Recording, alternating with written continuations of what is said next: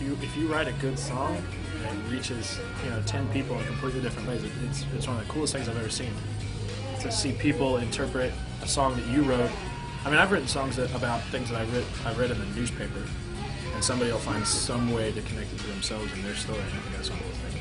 We're in Wisconsin. So the night ends up with like our old drummer gets this huge scar on his face for like 3 weeks. Andy gets pissed on, and then I think the drummer might have got pissed on back as revenge. It was a great night. I was home sleeping, hotel room, La Crosse, Wisconsin. Robbie Merritt comes in with Brian Jewett.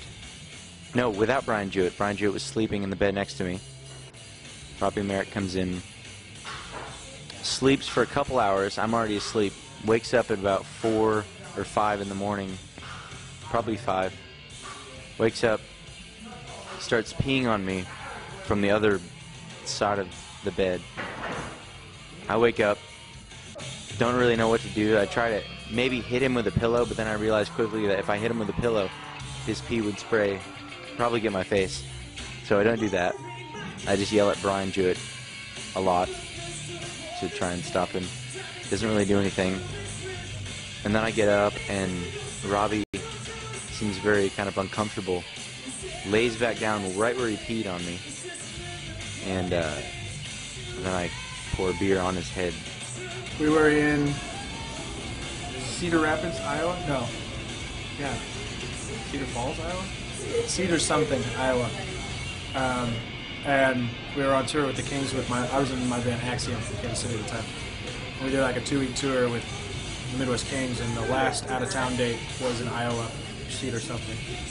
And we went and ate at this sub place, and the old bass player for the Midwest Kings, Briggs, got a horrible bout of diarrhea from the sub. And so we ended up staying at the sub place for about 4 hours until he could get it under control enough to get on the road. Could probably make a lot more money and be a lot more emotionally stable if I had a job that I was good at.